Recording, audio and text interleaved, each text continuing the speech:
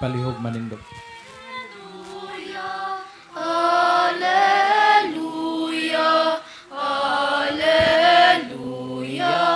hallelujah, hallelujah, hallelujah, hallelujah, hallelujah,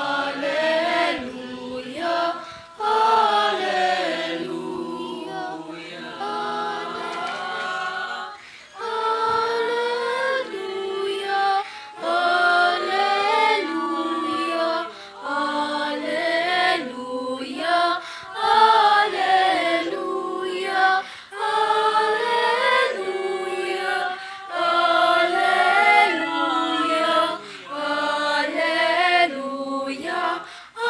hallelujah, hallelujah.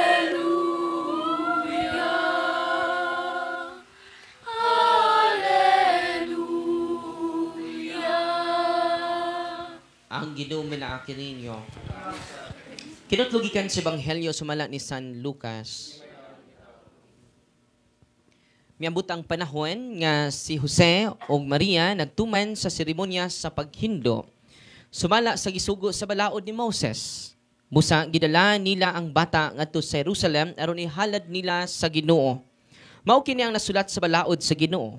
Ang tanang panganayng lalaki kinahanglan ihalad ngadto sa Ginoo.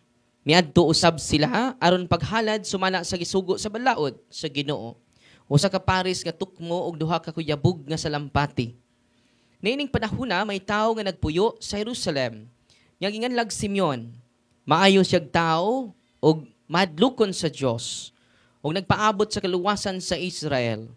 Naguban kaniya ang Espiritu Santo ug saligan siya sa Espiritu Santo nga dili siya mamatay.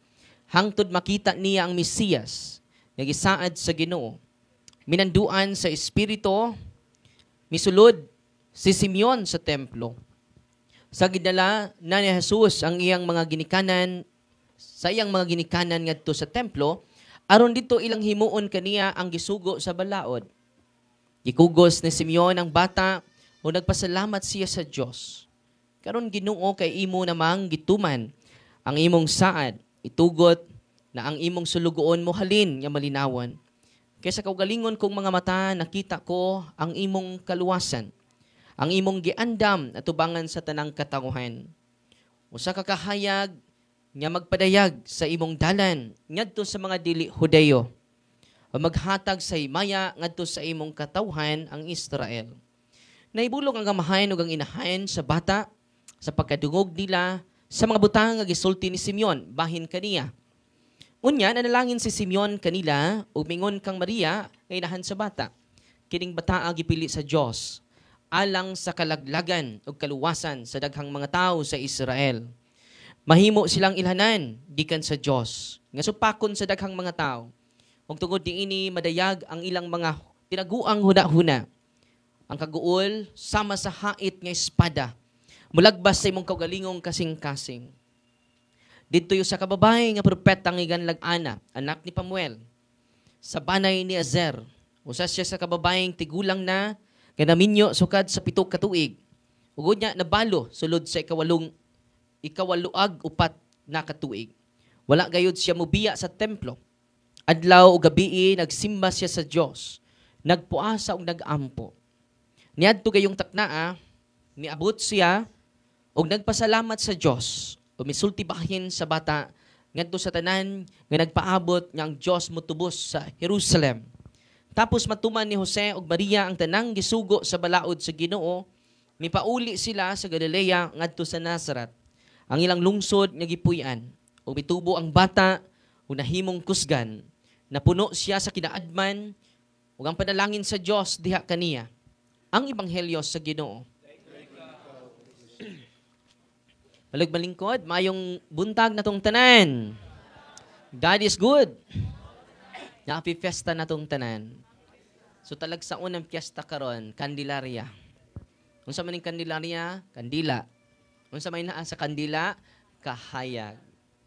Unsa man ang anaa sa kahayag, mao ni ang gisulti ni Simeon, no? Mao ni ang kahayag natong tanan.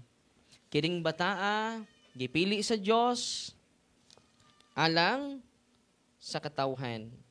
usa ka kahayag nga magpadayag sa imong dalan ngadto sa mga dili Hudeo. Nakita di man ta Hudeo. O kining mga mensahe ni Kristo mo'y nagdanag natong tanan. No? Sa ato pa, universal. Unang si Pastor Gamaliel, siya nga, kanang Catholic. Murag inyo rin si Kristo ba? No. Inyo rin yung gisulo si Kristo, di na tinuod. Itong dialog na mo dito sa City Square, kiwa man nato suluha si Kristo. Mao gani nga niabot si Kristo alang sa mga dili Hudeo. Muna no? O maghatag sa himaya ngadto sa imong katawhan ang Israel, ang Hudeo, mga Hudeo, no?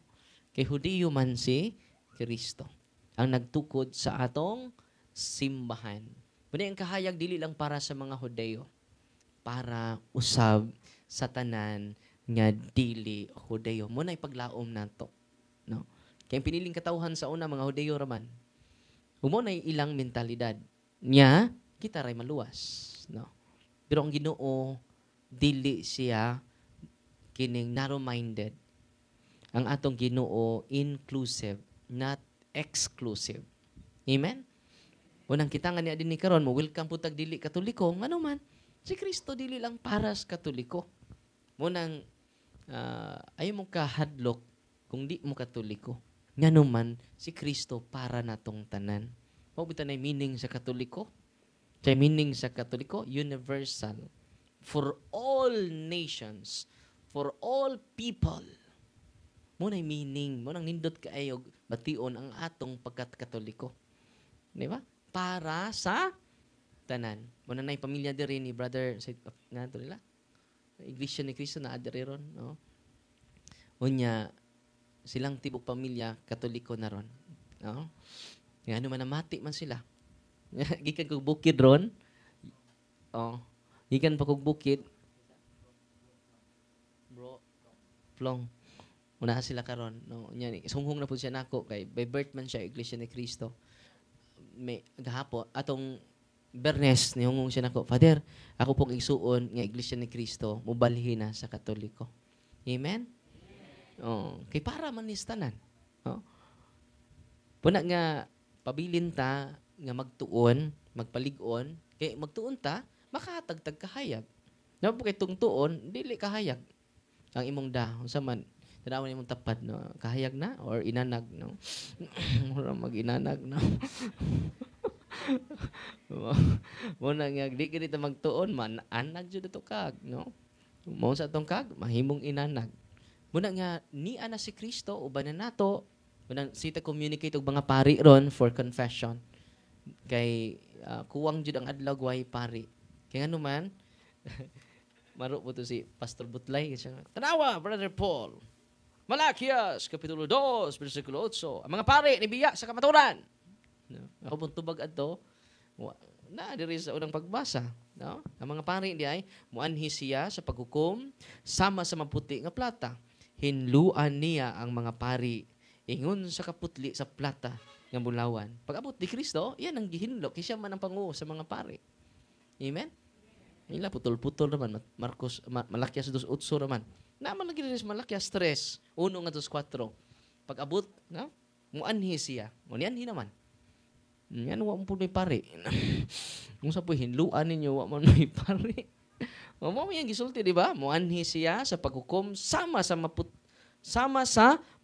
magputli sa plata. Hinluan niya ang mga pari ingon sa pagputli sa plata og bulawan og maghalad sila sa Ginoo sa husto nga matang sa mga halad.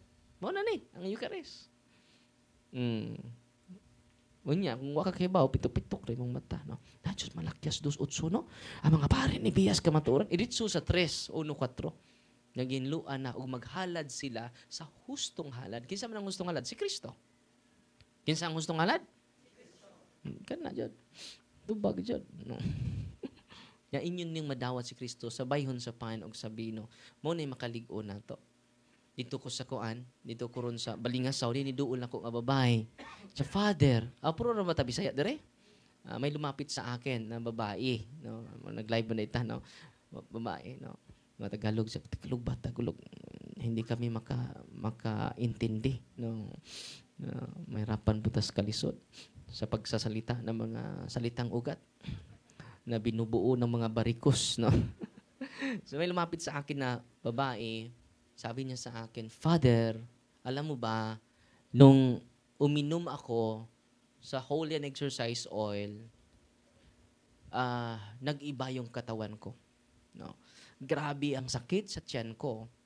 Grabe yung panginginig ko, nahirapan ako. Ano ba ang nasa lanang ito? Bakit malapit akong mamatay, Father? Dahil sa Holy and Exercise Oil. At hindi lang yan, Father. Nakuryentihan ako. Yung kuryente, Father, parang natamaan ako ng kidlat. Father, ano bang nasa lanang ito? Kidlat. No? Grabe daw. Nakuryentihan siya. And then, nahirapan siyang huminga. And then, sumuka siya. At, nung sumuka siya, gumaan na yung pakiramdam niya. So, Father, ano ba ang nasa Holy and Exercise Oil? No? At nalaman namin na grabe pala yung occult involvement ng papa niya. Kung merong mga magnanakaw, ito yung storya, yung merong magnanakaw, mga kapatid, hindi niya manakaw yung gusto niya na belongings nila. Or magnakaw siya ng ng kapayas, prutas, hindi niya makuha. Bakit? Yung magnanakaw ay palibot-libot lang sa puno ng mangga, puno ng nangka, hanggang dadating yung may-ari. Dahil meron siyang bungo, yung skull. At yung skull, ang sasagot kapag walang tao sa kanila. Hihingi kami ng kapayas, sasagot yung skull, kuha ka lang. Kaya pala, nag-react siya sa Holy and Exercise. Yun po ang katotohanan. Siya po ang lumapit sa akin. Kaya nga dumami kayo na nandito. Dahil yung sinabi namin, totoo. Hindi po creation story. Amen?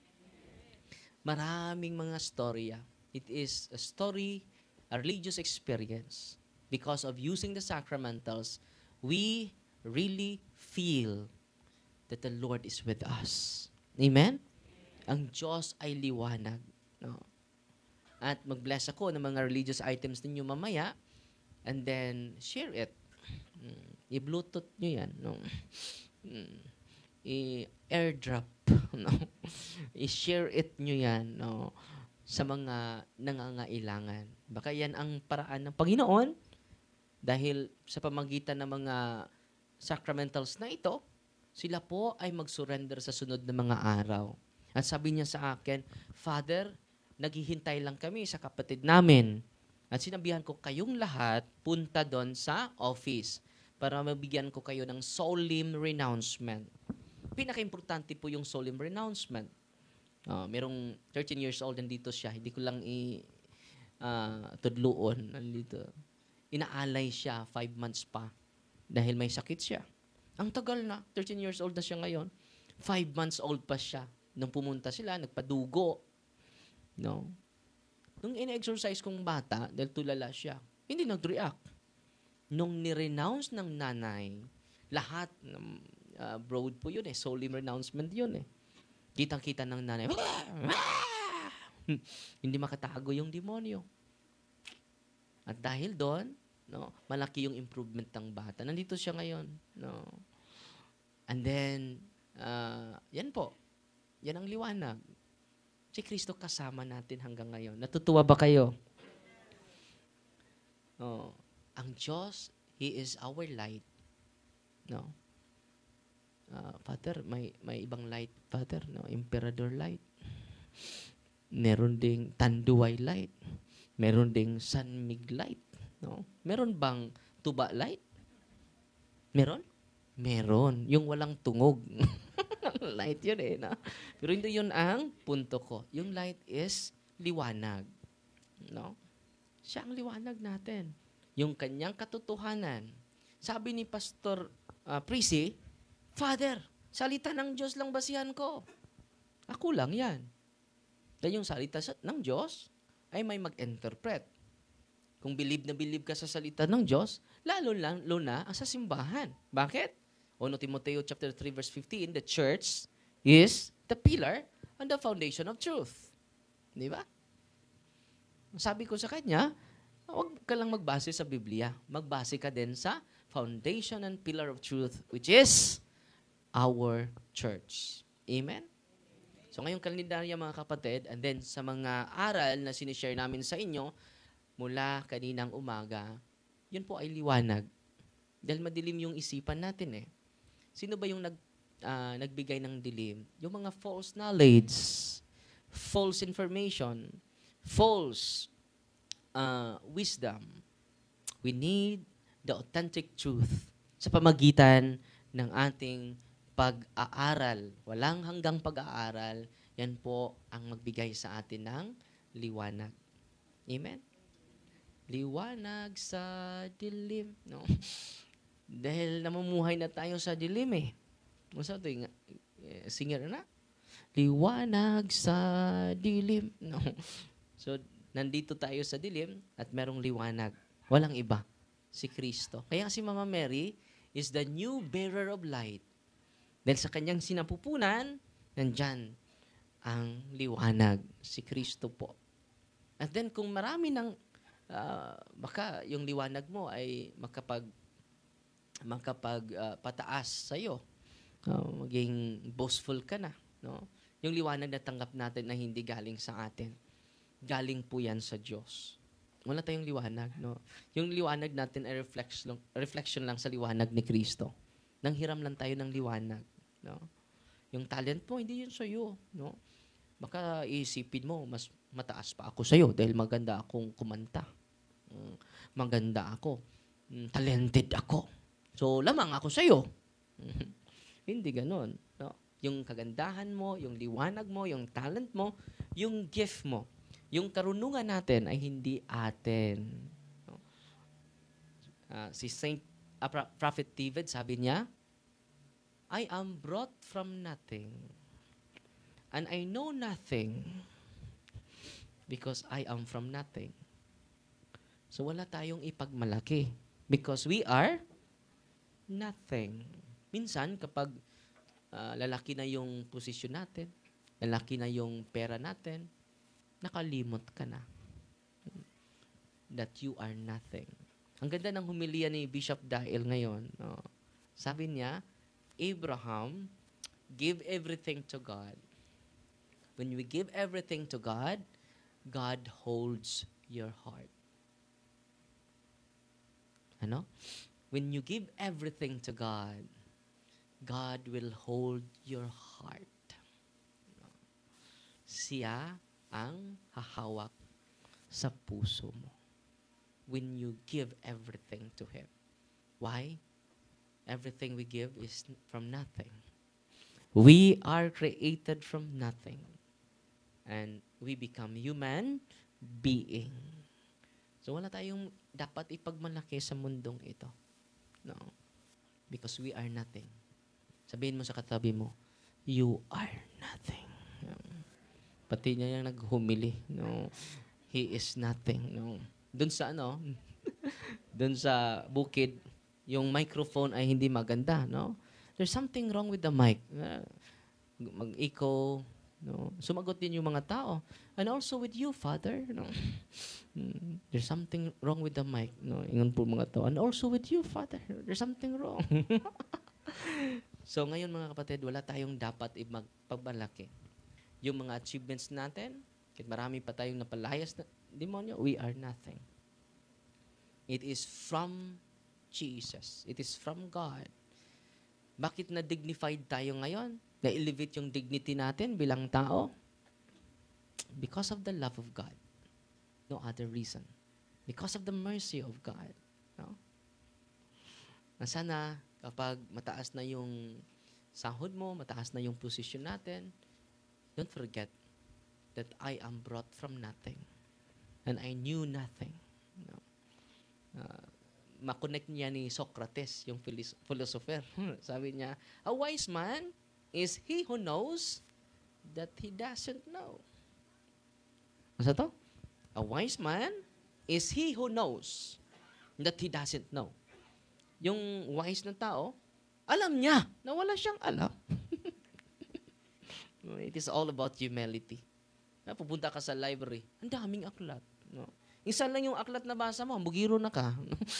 Ang dami pang hindi ko nabasa. Di ba? Yun talaga yung wise man. A wise man is he who knows that he doesn't know. May matalino, sabi niya, bugo ka. Ako matalino. Lahat ng mga nasa library, nasa utak ko na. No, lahat ng mga aklat, encyclopedia, walking encyclopedia ako. Walking library ako. Matalino ako. So, contest tayo. Contest sila. Kapag hindi ka kasagot sa tanong ko, may multa. So, ano namang multa? Dahil bugo ka, sa Tagalog bugo, bubo. No? Dahil bubo ka, 5 pesos. Kapag hindi ka makasagot sa tanong ko. Dahil ako ay bright, matalino ako. Kapag hindi ko makasagot sa tanong mo, 1,000 yung multa ko. Imposible naman. Matalino ako. Imposible hindi ko masagot yung tanong mo. Bugiro kayo. So, ako na magtanong dahil matalino ako eh. Tanong mo. Bubo, makinig ka. Bubo, makinig ka. Ilang isla ang Pilipinas? Yung bubo, nangaot. Ako kay Bao. 5 pesos ka, bugua ka. Makasapi ko mong bugua ka. No, 5 pesos. Bigyan mo ko ng 5 pesos. Yun multa mo. So, kuot in town. Binigay niya yung 5 pesos. No, ito yung 5 pesos. Sa ako naman. Sige. Anong tanong mo, bubo? Sa anong hayop na kung nasa ibaba, 3 yung paa niya. Kapag nasa taas siya, maging 6 yung paa niya. Sabi ng matin, meron ba nun? 1,000 pesos. 1,000 pesos. Hindi mo alam? Hindi ko alam yan ha. Meron bang hayop na ganyan? 1,000 pesos.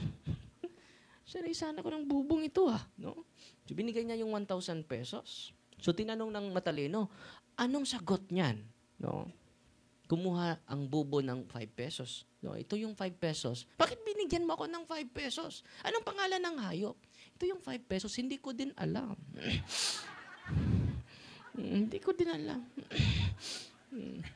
Wasa ko kay Bao. Dahil 5 pesos. Wasa ko kay Bao. Naisahan yung matalino. No? A wise man is he who knows that it doesn't know. Sabi ni David, I am brought from nothing and I knew nothing. So sabi ng pare, ano yung ipagmalaki natin? That we are from nothingness. Well, indeed, we are from nothingness. Amen? No? And then si Kristo pumaparito, yung offer niya ay kuyabog na salampati. No? Because He is nothing.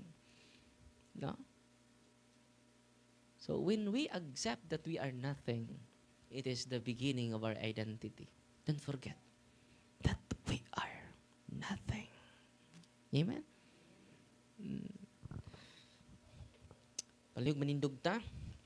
Ato karong ipadayag ang atong pagtuo. Nagatuo kami sa usa ka Dios sa nga mahain magkagahom sa tanan, magbubuhat sa langit ug sa yuta, ug sa tanang mga makita ug dili makita. Nagatuo kami sa usa ka Ginoo, si Jesucristo ang bugtong anak sa Dios, ginaksamahan sa wala pay katuigan. Dios gikan sa Dios, kahayag gikan sa kahayag. Matuod yung Dios gikan sa Dios nga matuod. Ginaktili binuhat usa ka kinaiya samahan. Pinaagi kaniya nga himo ang tanan. Tungod kanatong mga tao ug alang sa tong kaluwasan. May kanaog siya gikan sa langit, sa lalang sa Espiritu Santo. Nahimo siya wang lawas gikan ni Maria nga ulay nga nahimong tao. Tungod kanato gilansang siya sa cross sa sugod ni Poncio Pilato. Naganto siya namatay ug gilubong. Sa katulong adlaw na banhaw siya aron matuman ang kasulatan. Misaka siya sa langit ug nagalingkod sa tuo sa amahan. Mubalik siya may mayaon aron paghukom sa mabuhi ug sa mga minatay. Ug ang iyang gingharian walay katapusan. Nagatuo kami sa Espiritu Santo ang Ginoo maghatag sa kinabuhi. Nagikan siya sa mahan ug sa anak. Dungan sa mahan ug sa anak, gisimba siya og gihimaya. O misulti pinagis mga propeta. Nagatuog kami sa usa, Santos Katoliko Apostoliko nga simbahan. Nagaila kami sa usa ka bunyag alang sa kapasayloan sa mga sala. Nagapaabot kami sa pagkabanhaw sa mga minatay ug sa kinabuhi sa maabot niya kalibutan. Amen. Pagampo sa katawhan. Si Kristo midanag isip kahayag, nagipadayag ngadto sa kanasuran ug ang himaya sa iyang katawhan ipungat takaron ang atong mga pagampo ngadto sa tong amahan nga mitugyan sa iyang bugtong anak alang kanato. Busamingon kita kiduodungga ang among pagampo. Nga ang mga magbalantay sa simbahan magpadayunong magsangyaw sa gipadayag nga pulong ug magatiman kanato uban sa pagkalig-on mga pagtulunan magampo kita. Ginoo tungga ang among pagampo. Nga tungod sa makasinugtanon ni Maria ug ni Jose, kita madasig kanunay sa pagtumod sa mga kasuguan sa simbahan. Magampo kita. Ginoo tungga ang among pagampo. Alang sa tunglawig sa pagtuo isip sa kasimbahan uban ni Obispo Alberto, masinati nato si Kristo pinaagi sa tunggagmayng simbahanong katilingban. Magampo kita. Ginoo tungga ang among pagampo. Nining tuig sa yubilihiyo, sa paglaom mapakita unta nato ang makanunay nga atong lawom nga pagsalig ug malaumong pagtuo sa Dios taliwala sa mga mangitngit nga kasinatian ug maglakaw kita nga magkahiusa paingon sa amahan. Magampo kita. Ginoo tungga ang among pagampo. Nga madangat nato ang atong gipangandoy nga kalinaw alang sa tibuok kalibutan. Magampo kita. Ginoo tungga ang among pagampo. Ang walay katapusang kahayag sa kaluwasan, magdanag kanila nga nangamatay na. Magampo kita. Ginoo tungga ang among pagampo. Labing mahigugmaong nga mahay ni padangat namo ang among mga pagampo nga kanimo. Samtang nangandam kami sa makausapa sa paghalad sa imong anak. Ang matuod di kahayag gipadayag ngadto sa imong katawhan kay siya buhi ug hari hangtod sa kahangturan. Amen. Palihog manglingkod.